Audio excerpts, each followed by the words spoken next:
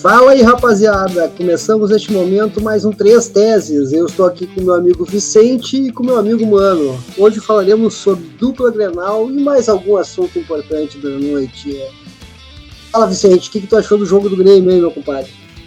Beleza, Carmelito, beleza, mano? Cara, o jogo do Grêmio é mais um, né, rolando nesse processo de não saber encerrar um ciclo com decência, né, cara? Isso é mais comum do que...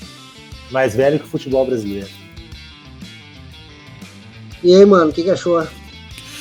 Eu assisti um pouco o jogo do Grêmio ontem. Eu acho que o Vicente tocou no ponto certo, né? Não saber encerrar um ciclo, né? Isso acontece agora no Grêmio, já aconteceu no Inter e o Inter pagou caro por isso. É complicado, né? É complicado, porque os dirigentes, eles ficam naquele negócio dos títulos que já ganharam, né? E isso serve como escudo, né, cara, para qualquer tipo de erro e acabar a comissão técnica também fazendo a mesma coisa. E quando a gente vê, né, já é tarde. Mas eu acho que a gente precisa analisar uma coisa no Grêmio, tá? Uma tese. Vamos por uma tese, uma das três teses. O Grêmio vem passando por constantes mudanças de temporadas para temporada. Toda temporada vem de um jogador importante, tem que se refazer. Mas para mim, o principal jogador do Grêmio até hoje se chama Maicon. Sai o Maicon, acabou o Grêmio. Ou seja, é uma equipe que precisa se renovar. Agora a pergunta que fica, com esse grupo montado pelo Renato, ele vai conseguir se renovar essa equipe? Olha, Carmelito, que eu vejo é o seguinte, né? Que renovação é essa, né, cara?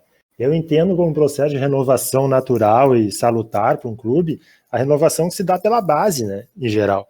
Tu pode ter uma ou outra peça contratada ali, com mais experiência, com investimento um pouco maior. Agora, quando a tua renovação se baseia no Thiago Neves, no Robinho, né, no Diego Souza, e por aí vai. Até o Diego Souza eu consigo entender essa contratação, porque centroavante é realmente um artigo raro, e perto do que o Grêmio tinha, o Diego Souza joga com uma perna só, né, cara? Então, é verdade. Mas que renovação é essa, né, cara? Que tu traz 4 jogadores de um Cruzeiro recém-rebaixado, que tu tranca um monte de guri da base aí, né? Tu tira o caminho deles, tu torna o caminho deles mais longo para chegar ao time titular. Mas isso acho que é um reflexo do poder exagerado que se dá ao Renato, né? E isso é um pacote que quando tu compra, tu já sabe que vai vir, né? Tu sabe que tu não vai te incomodar com o vestiário, que a gestão ele vai fazer. Só que tu acaba terceirizando coisa que no mundo ideal tu não tem que terceirizar. Mas isso por algum tempo funciona. E como eu falei lá na primeira manifestação, o lance é que o ciclo está encerrando, cara. E em geral, nenhum clube no futebol brasileiro sabe encerrar um ciclo da melhor forma. Né, o cara já está no 4º ano aí de trabalho. Atualmente, quem é no Brasil que fica 4 anos de trabalho ou mais? É uma coisa muito rara. É realmente uma questão de não saber encerrar o ciclo. Né? Acho que é por aí. Mano. Mas e aí tem um agravante, né, cara? Porque o Renato é ídolo, né, cara? E é difícil tu descartar um ídolo, né? Mesmo sabendo que esse ciclo tá encerrando, que já existe um desgaste natural, mas como é que tu vai fazer, hein, Vicente? É complicado, né? É complicado, claro que é complicado. Na verdade, isso aí exigiria um entendimento das duas partes, né? Tanto dele como da parte do clube. Né? São raros os exemplos, né, de encerramento de ciclo que se dá assim, vamos sair por cima, ou não, eu reconheço que o trabalho já não rende mais como rendia antes. Né? Acaba que ninguém quer tomar aquela iniciativa, né, de colocar o ponto final. E com o Renato, com a idolatria que tem de grande parte da torcida, isso fica mais grave, né? Um pouco pela personalidade dele também, né? Ele sempre tem aquele discurso de eu vou resolver, não, tá tudo bem, é comigo. Só que a gente tá vendo que não tá tudo bem. Tá tudo bem em vários pontos, nem dentro do campo, nem fora do campo. Mas assim, as últimas vezes que o Renato saiu do Grêmio não foram traumáticas. Foram traumáticas porque saiu um ídolo, mas também não foi assim um desespero de ficarem anos chorando porque o Renato saiu do Grêmio. Eu acho que... Mas é que não vinha de conquistas nessas outras saídas, né? Essa ele conquistou bastante, né? Isso aqui é engraçado, né? Se ele conquistou bastante, não é o momento de pensar um pouquinho mais, dar uma segurada, até porque estamos na metade da temporada. Quem é que vai chegar e fazer com que esse grupo do Grêmio funcione da noite para o dia com essa mistura de muitos experientes com alguns jovens? Como é que se faz? Mas até por isso que esse processo de renovação ele tem que ir além do Renato. Essa renovação ela passa por reformular o grupo também. Né? A gente tem jogadores ali que foram muito importantes nesse ciclo. O Maicon pode ser citado, apesar de que eu acho que ele ainda é um fiador de um modelo de jogo que, se o Grêmio tem interesse em manter pelo menos uma base dessas características, é interessante ele ficar. Mas nós temos jogadores ali como o Marcelo Oliveira, talvez o próprio Cortez, né? Agora que tem aí o Guilherme Guedes surgindo, né? Umas outras oportunidades de negócio. Isso tem que ser revisto, né? Agora, a renovação não é de trazer o Everton, lá do São Paulo, mais um jogador lá acima dos 32 anos, além dos outros que eu já citei. Né? Tem que passar por uma reformulação do grupo, talvez até mudar um pouco de característica, mas enfim, isso é um projeto amplo, né? Realmente, se tu só tirar o Renato, colocar alguém no lugar, né, com o grupo do jeito que está formado hoje, para essa temporada não vai rolar. E outra coisa a gente tem que dar uma modulada nas expectativas, né? O Grêmio ganhou muito nos últimos anos e é natural que passe por um período de baixa no meio de uma reformulação. Mas é aí que está o problema, né? Tipo, porque o que acontece? Essa mudança, né? Essa reformulação, até porque esse desgaste já não é de agora, não é dessa temporada, já vem da outra temporada, da temporada anterior. E ali deveria ter sido pensado o melhor essa transição, né? Tipo, em comum acordo, porque o Renato hoje ele tem muito mercado, né? Então ele podia ter saído e o Grêmio já antecipado esse processo de renovação e total, né, de grupo, de comissão técnica, só que é complicado isso, porque o torcedor, ele não quer saber, né, cara, se o time tá ganhando, se o treinador tá ganhando, ele quer que continue, se o cara já não tá rendendo muito, ele não quer saber, o torcedor, a gente sabe como é que funciona a cabeça de torcedor, e os dirigentes, eles vão nessa aí, né, cara, eles vão na opinião pública. Essa é a real. Tipo, eles não vão antecipar isso. Deveria ter um processo, deveria ter projeto para isso, mas a gente sabe que não funciona só funciona assim. Quando tá ganhando, né, em geral. O Romildo foi muito elogiado por ser um cara de planejamento, de projeto, e eu realmente reconheço que mas uma coisa é quando tá ganhando, né? Esse tipo de coisa fica muito mais fácil quando você está ganhando. Eu acho que o final da temporada do ano passado era uma boa oportunidade para encerrar o ciclo. Né? Teve aquela derrota muito marcante para o Flamengo, aquele 5-0. Ali era um momento de reconhecer, olha, o trabalho talvez tenha batido no teto, é bom dar uma renovada de ares, reformular o grupo, mas essa oportunidade se perdeu, né? Se perdeu e está refletindo na temporada desse ano. Né? Chega a ser absurdo, por exemplo, se ancorar numa coisa como o título gaúcho, porque primeiro que a gente sabe que o gauchão ele acaba tendo uma importância que é desviada, né? Ele devia ser importante por um aspecto, mas eles dão importância para outra coisa. Né? Agora, um campeonato, tu vai te orgulhar de um título onde tu perdeu 3 vezes por Caxias? Alguma coisa está errada nessa campanha. Mas a gente tem que, nós que trabalhamos, que vocês que torcem, nós temos que mudar essa visão do gauchão. Nós não temos que dar tanto valor para o gauchão. Por que eu acho importante ter uma primeira competição que não é tão importante do que se tu começasse já jogando rodadas do brasileiro? Que não existe, é humanamente impossível em 15 dias tu já estar com uma equipe formada. É impossível. Eu trabalhei muitos anos dentro do Grêmio, do Inter. E o trabalho que os caras fazem é um milagre conseguir botar em 15 dias.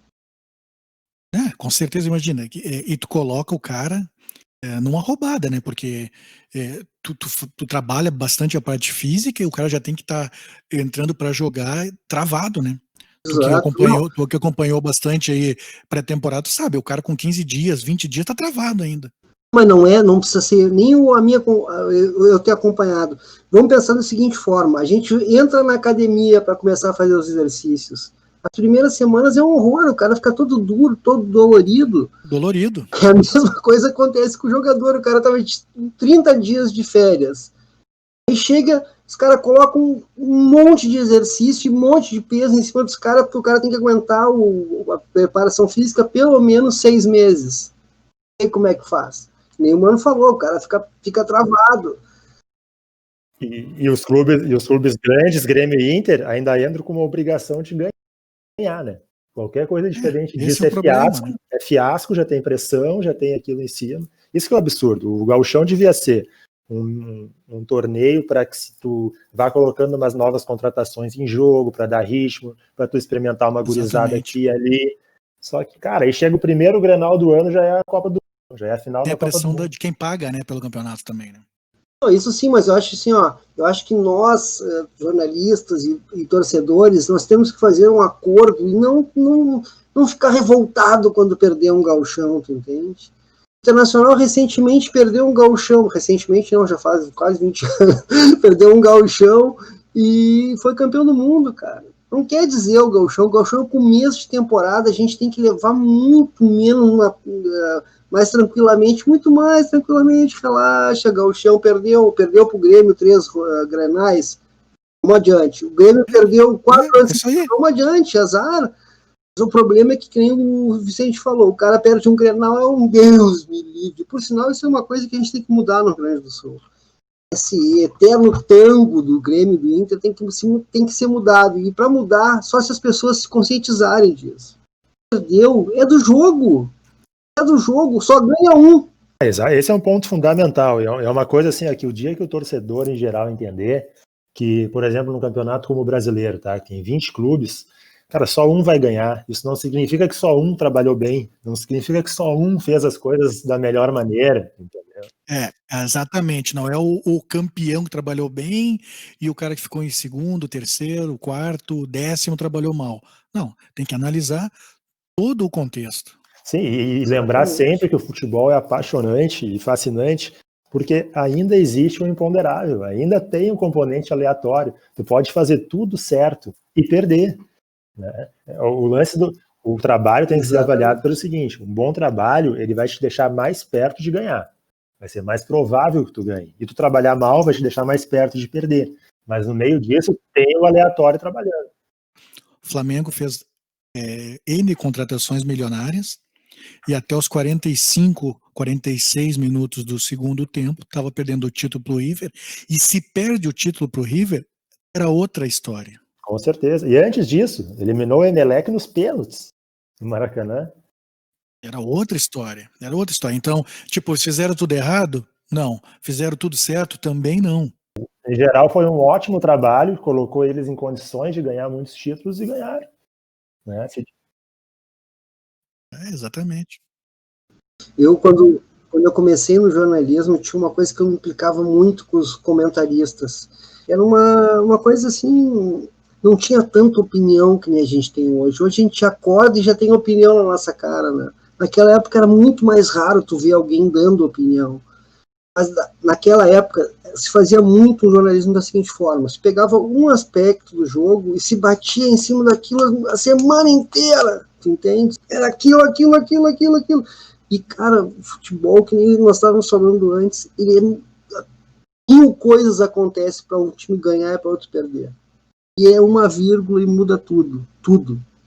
E vocês estavam falando agora há pouco. Mas voltando assim ao jogo do Grêmio, assim, pelo que eu vi, a postura do Grêmio dentro de campo estava errada já, né? O segundo tempo do Grêmio foi muito ruim. Muito ruim.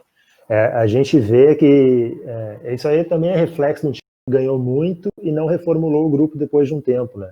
Tem muita gente ali que tu vê que parece assim, eu tô fazendo a minha aqui e é isso, entendeu? Não é aquela coisa, eu vou correr para cobrir o cara ali, vou tentar alguma coisa diferente. Tanto é que tu vê da onde saiu mais tentativa de jogada, é do jogador que tá chegando agora, que é o Everton, né, o que veio do São Paulo.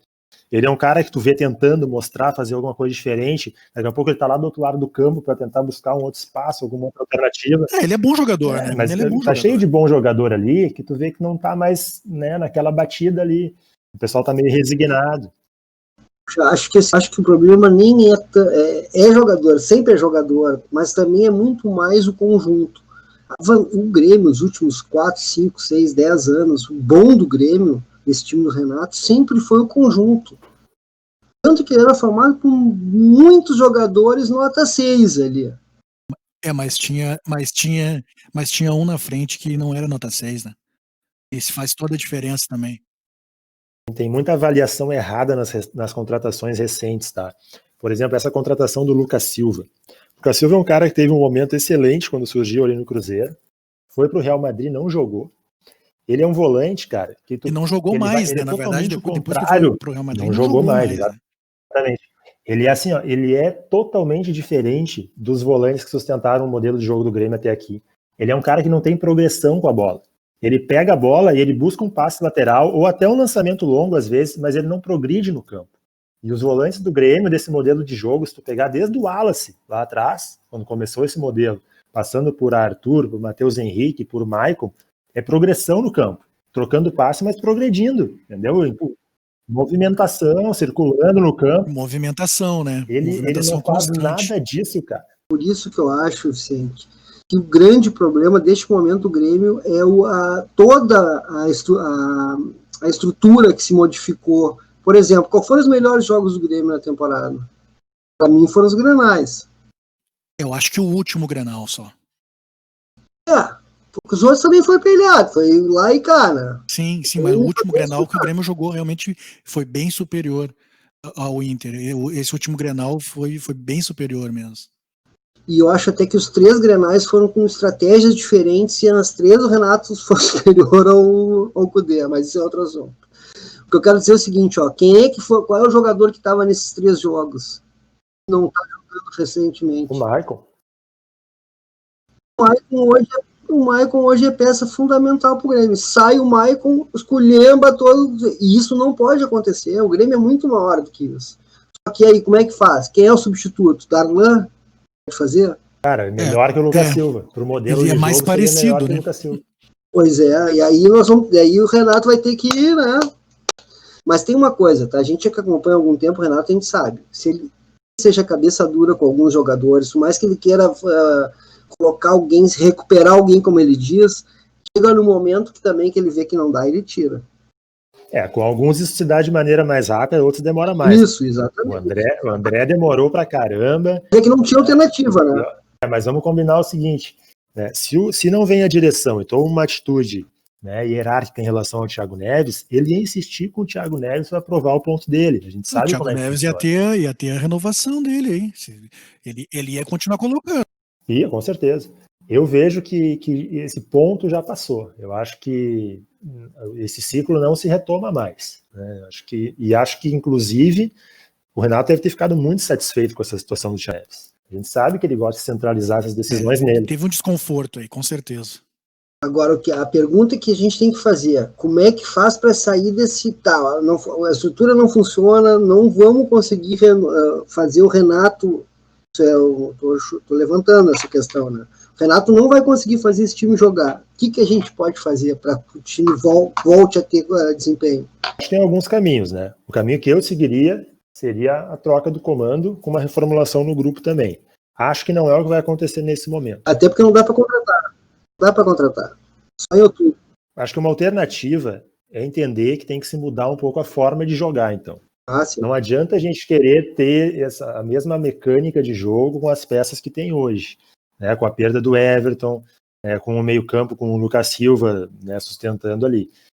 O time vai ficar menos com a bola, o time vai jogar mais feio. E aí? Vai se aceitar isso? A pressão que isso vai gerar vai ser suportável? É por isso que eu entendo que não. Vai chegar um momento, acho que quanto mais demorar, pior, que a troca vai ter que acontecer.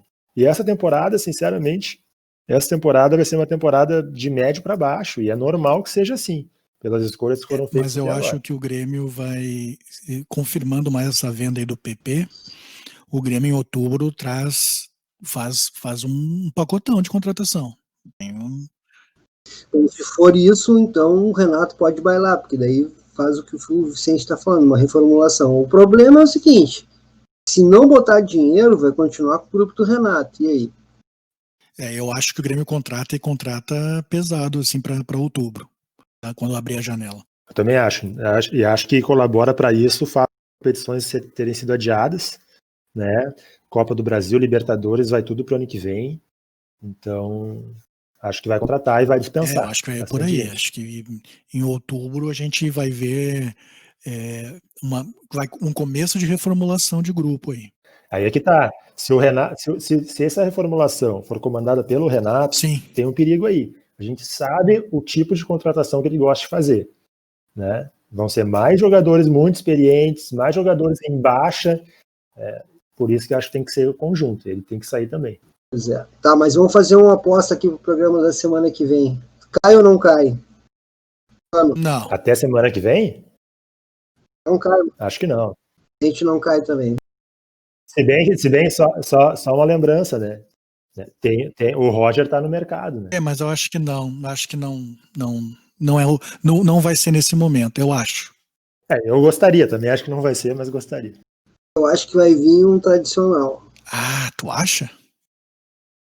Eu acho. Tradicional Mano Menezes? Um treinador assim mais cancheiro. O Mano é o que tá aí. O Mano, o Filipão, não acredito que venha. Então, quem tá no mercado é o Mano, né? A informação que eu tenho, o Mano tá tentando acertar com o Bahia, né? Isso é mais Pois eu vi essa para se informação mexer, também. né? É mais um motivo para se mexer. É agora ou não é.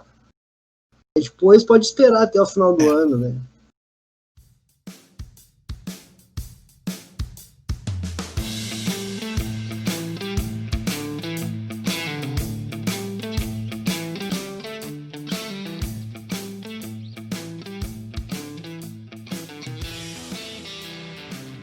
Bom, mudando de lado, vamos para a beira do Rio agora. Mano, e aí? Esse empate mequetrefe contra o Bahia aí. Assim, eu achei que o time entrou bem desligado no jogo, tá? E não sei se é pela euforia de estar na frente e tal, mas eu achei que o time entrou desligado, talvez pela escalação também, mas muito jogador desligado. O jogador vinha fazendo boas partidas, né? E foi um jogo de muito erro individual. Coletivamente, o time tentou fazer o que vem fazendo nos outros jogos, assim, mas muito erro individual. E aquela sensação, eu vi o Inter jogar, e mesmo quando virou aquele pênalti, que não foi pênalti, né, no Cuesta, né, a gente tem que falar, porque o lance das queixas de arbitragem, ela tem que ser, o cara tem que ter coerência, tipo, quando favorece, o cara tem que dizer assim, velho, não foi pênalti. Não foi pênalti, eu não vi pênalti nenhum no Cuesta.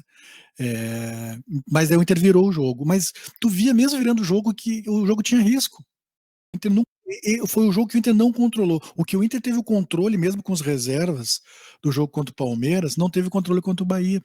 Sempre dava a chance do Bahia atacar. Eu achou bem parecido com o jogo contra o Fluminense, Foi. que também ele pressionava, daqui a pouquinho os caras iam lá e atacavam. Muita brecha, assim, sabe? Mesmo quando virou o jogo, deu muita brecha. Eu vi um time desconcentrado, na verdade. Eu acho que é por aí, sabe? Vicente? Cara, o Inter, eu acho o seguinte, eu acho o trabalho do Kudê excelente até aqui, como é característica dos trabalhos dele nos outros clubes, né? Dá um resultado realmente muito rápido. E tu vê assim que tem alguns jogos que parece que o estilo de jogo do Inter casa melhor para aquele jogo. Mas apesar disso, o Kudê insiste em tentar manter o modelo independente do adversário. E eu acho que ele está muito certo nisso. Porque essa é a maneira de afirmar o modelo de jogo. É repetir, os caras automatizarem aquilo. E é um modelo muito eficiente, eu acho que casa muito bem com o grupo do Inter. Logo que anunciaram que o Kudê seria o técnico do Inter, já me veio na cabeça, os caras vão reabilitar o Patrick. Porque, cara, eu nunca entendi a bronca da torcida do Inter com o Patrick. O Patrick, pra mim, é um craque de bola, cara. Ele é um jogador inteligente, um jogador forte, um cara com muita pressão quando perde a posse da bola. Assim, o Patrick, ele primeiro veio um cara sem cartaz nenhum, né? Veio lá do esporte e tal, né? Volante e tal. Só que o Patrick, ele começa a jogar. E o Patrick é um jogador que depende muito da parte física, né? Ele é um jogador inteligente, mas ele depende muito da parte física. Porque fisicamente ele é um monstro, né, cara? Um monstro, cara. Ele consegue fechar o lado, ele protege o lateral, e quando ele tá no 1 contra 1, ele passa pelo cara, ele simplesmente ignora. Sim, e ele passa. Esse é o maior mérito dele. Só que daí é o seguinte, o que aconteceu com o Patrick no campeonato na temporada passada? Fez um primeiro turno, ele e o Edenilson, espetacular. E caiu fisicamente no segundo turno do Brasileiro do ano passado. Caiu bastante, assim. E aí, cara, o torcedor ele pega sempre alguém para Cristo, né? Eu sou da seguinte filosofia: se o cara tá jogando bem, tu tem que dizer que o cara tá jogando bem. Se o cara tá jogando mal, tu diz que o cara tá jogando mal. Agora, tu não pode pegar ranço do jogador, né, cara? Eu vou te dizer uma coisa, mano. Isso que tu falou, um detalhe que tu falou aí é uma coisa muito importante que eu venho falando há anos sobre o Inter e que as pessoas não gostam que eu fale. Mas talvez não concordem comigo, obviamente. O Internacional não pode ficar refém novamente de Edenilson e Patrick, que são dois jogadores que no mínimo há 2 anos se entregam a partir da metade da temporada. Né? E se entregam, tu vê que é um desgaste físico que eles não conseguem mais recuperar. Eles perdem a explosão, perdem tudo. Parece que é uma coisa assim que o cara gasta toda a energia no primeiro semestre, no segundo vai decaindo. Esse ano mudou a preparação física para uma outra escola de preparação física. Estou muito curioso para ver se esses dois vão conseguir manter a mesma pegada até o final do ano. Eu acho que o Denilson vem já oscilando durante esse primeiro semestre. Talvez seja um bom sinal, que não esteja gastando toda a energia neste momento. Mas eu acho que é um modelo de jogo mais sustentado. Eu acho que isso favorece muito eles. Exatamente. Tu vê os jogadores mais aproximados. A primeira linha do Inter é uma linha que joga mais alto. Inclusive, tu vê que isso é um modelo que traz alguns riscos, né? Sim. O Inter já tomou uns gols que foram anulados aí, né? Quando os adversários pegam a bola mais longa, justamente por a defesa estar mais alta, né? Mas eu acho que o Inter tem um modelo de jogo mais sustentado para sustentar. E o Patrick foi um que foi muito prejudicado quando era escalado de extrema na esquerda, que exige muito mais desgaste. Ele jogando mais por dentro na construção e fazendo aquele vai e vem que o Edenilson faz, eu acho que ele rende mais. Eu acho que exatamente o que tu falou, o modelo de jogo hoje um fenômeno que aconteceu com o Flamengo ano passado, né? Que o pessoal dizia assim, o Flamengo não cansa, joga todos os jogos, não cansa, porque o Flamengo jogava totalmente no campo do adversário, então o jogador não dava o pique de 30, 40 metros, quase nunca, porque estavam aproximados e a defesa sofria pouco por causa disso, porque jogaram dentro do Os 4 jogadores de trás eram brincadeira. Mas aí eu vejo que isso pode fazer o Patrick e o Edenilson render uma forma de não ter tanto desgaste nessa temporada, o modelo de jogo. Tomara, né? Eu torço por isso. É até uma sacanagem, porque os caras faziam um excelente primeiro semestre e depois caíam, o que é normal, não é uma coisa fora do comum. O problema é que para os dois, eles cansam mais rápido do que os outros, é o que parece. Mas aí, galera, é mais um ponto naquilo que a gente já falou, de dar menos valor para o campeonato estadual no primeiro semestre. Com certeza. Escala menos esses caras no estadual. Mas daí tem aquela coisa, cara. Eles precisam também estar jogando para estar com ritmo. E aí como é que tu faz? Mas daí tu dosa, né? Vamos fazer o raciocínio inverso, tá? Se tu escala menos esses caras no estadual, tu dá mais espaço para quem precisa mostrar. Por exemplo, assim, chegou no final do ano passado, segundo semestre, tinha gente exigindo o Sarrafiori no time titular do Inter.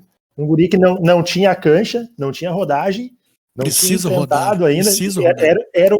Era o gauchão para ele fazer isso. Ou então tu empresta o cara para pegar cancha, entendeu? Agora tu não vai num jogo contra o Flamengo no Maracanã achar que esse guri, né, vai entrar e vai resolver. Ele não tem base para isso. Eu acho assim, o início do trabalho do Cudê foi sensacional.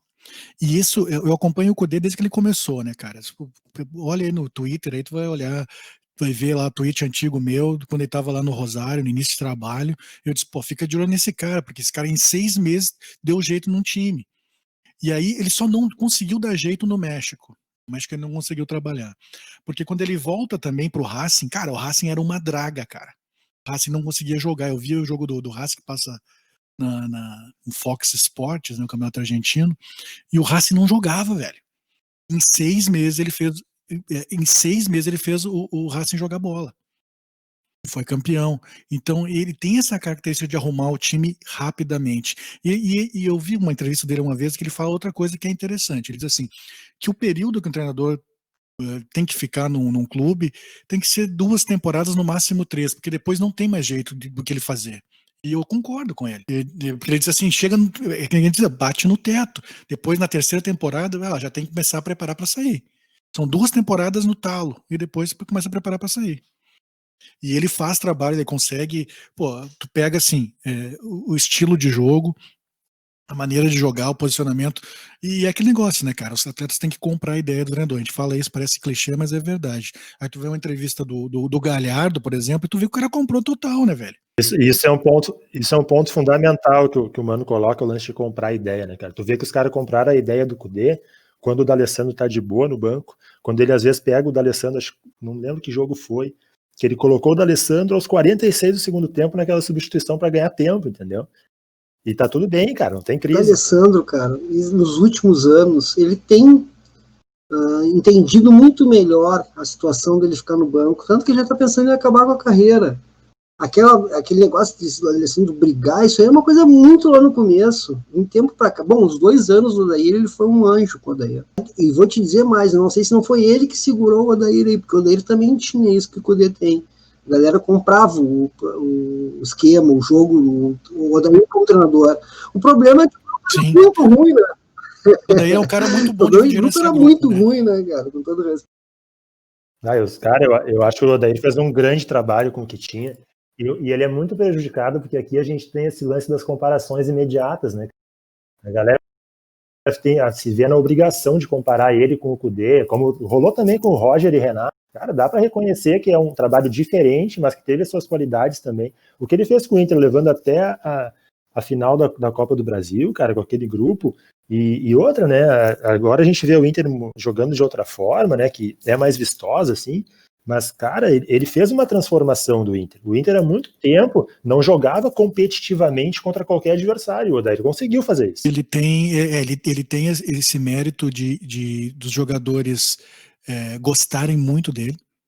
Tu vê que os jogadores gostam do Odair, ele é um cara que consegue conquistar o grupo, e dentro do Inter ele conseguiu uma coisa importante, foi resgatar a autoestima do clube, dos jogadores do clube, de chegar novamente numa final. Perdeu, foi frustrante, mas chegar numa final de uma competição nacional novamente, depois daqueles anos terríveis de Série B, de pífero, aquele monte de coisa errada e tal, não é fácil.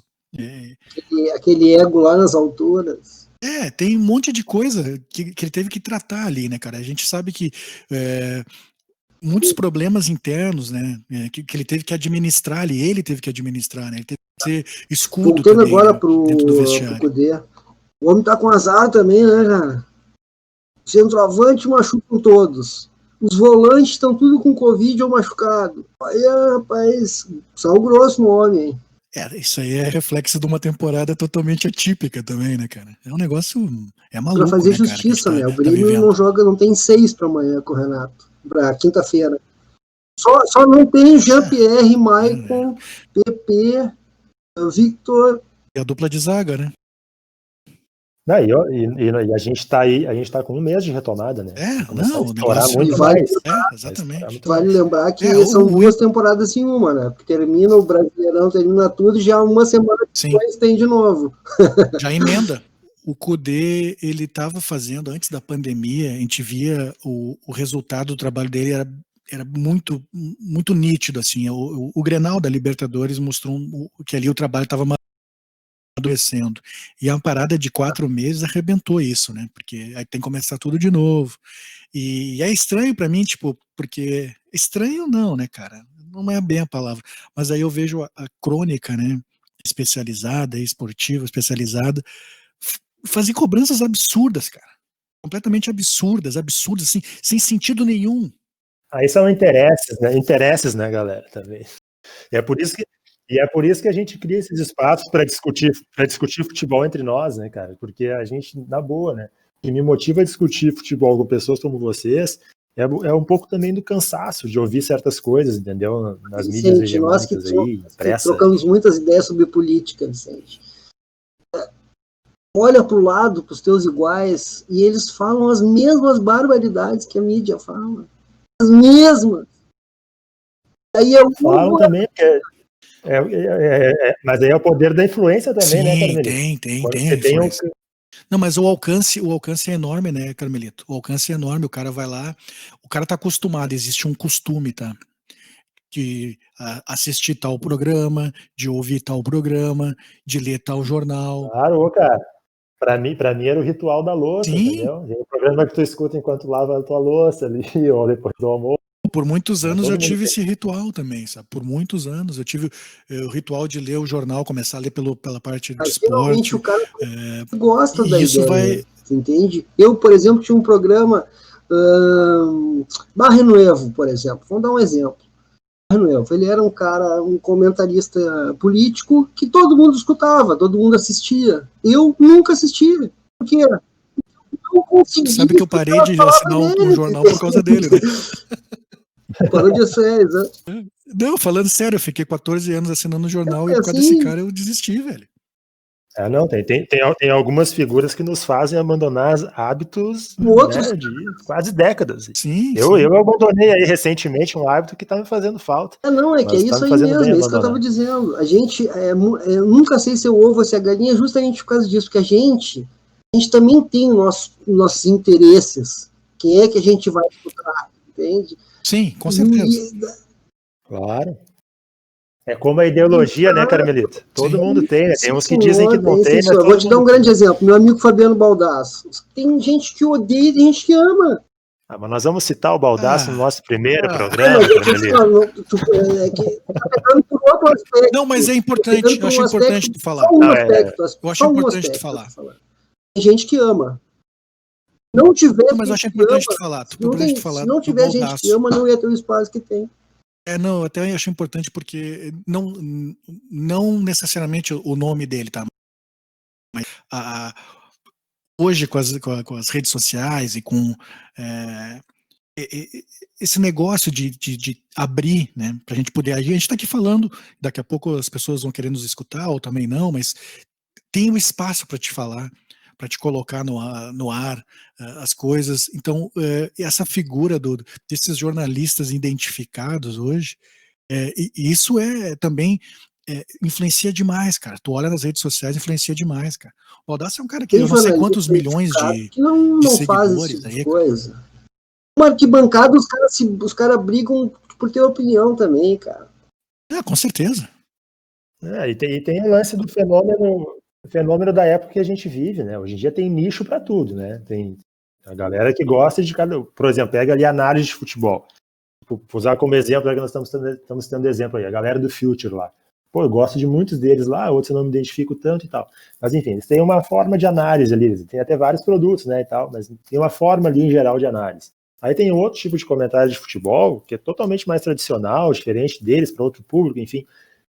Tem para tudo, né? Sim, a gente tem que filtrar, cara. O lance do torcedor, e é o que eu peço muito nas minhas redes sociais, cara, filtra, velho. Filtra, pelo amor de Deus, filtra. Bate palma pra maluco. Só isso. Exatamente. Porque eu vejo assim, Carmelito. A gente passou assim, nós colorados passamos momentos bem ruins aí nos últimos anos. Ruins, de todos os sentidos, dentro do futebol, de administração, negócio realmente assim, desanimador, cara. E aí, quando tu começa a ver um projeto dentro do campo dar certo e tu vê que o negócio tá andando, que tu vê que tem trabalho ali, o Inter, eu tenho certeza que o Kudê, se ele não é o melhor treinador hoje dentro do Brasil, ele é o segundo melhor treinador dentro do Brasil. Tenho certeza.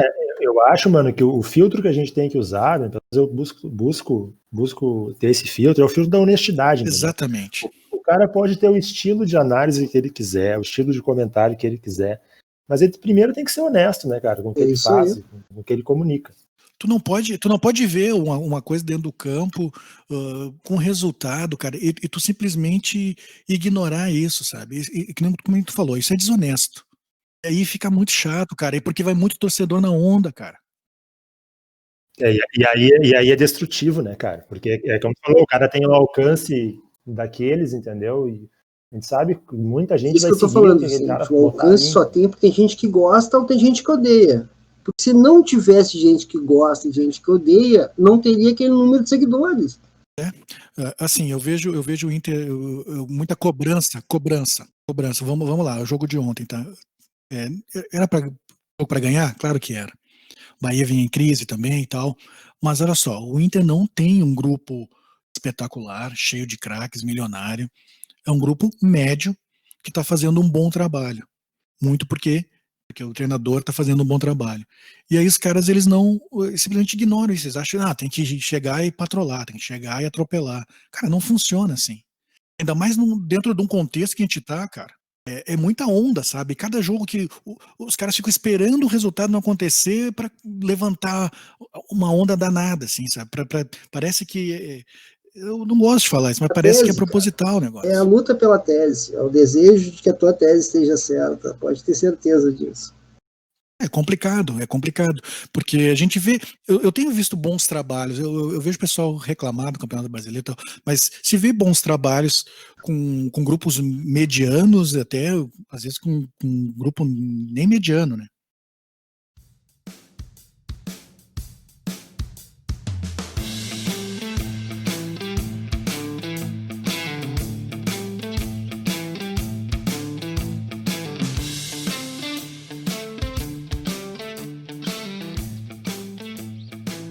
Meus amigos, chegamos ao fim do nosso primeiro programa. Vou começar agora. Eu comecei pelo Vicente, vou encerrar pelo Mano. Mano, recado final.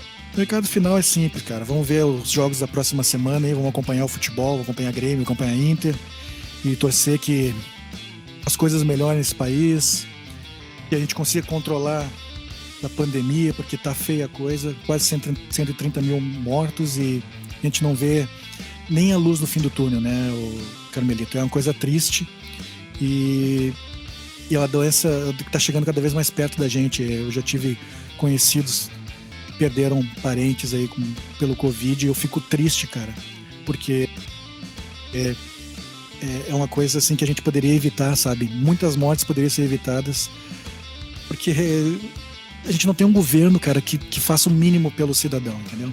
Então, na verdade, em vez de a gente tentar conter a doença, a gente incentiva as pessoas a fazerem barbaridades. A gente vive um momento muito complicado, então eu espero que as pessoas, pelo menos, pensem um pouco e tenham um mínimo de consciência, cara, e respeito, né, pela vida. Vicente, e o teu recado final? Bom, a vontade era continuar falando mais, né? Mas isso que é o nosso primeiro encontro aí para gravar. Bom, ver, né, o que vai rolar na próxima semana aí em relação ao Grêmio. Acho que vai ter mais desdobramentos aí nessa crescente crise. Vontade de falar sobre outros assuntos também. Acho que arbitragem é uma coisa que eu adoro falar, mas que no Twitter e outros fóruns da vida é complicadíssimo. Mas vamos falar nos próximos programas, vamos falar de arbitragem. Eu acho importante porque tu tem condição de nos ensinar, inclusive.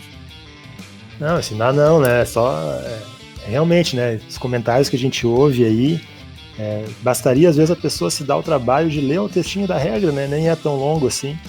Mas como a gente falou, né? Lá no começo, rapidinho, lá na consideração final, para não virar palestra.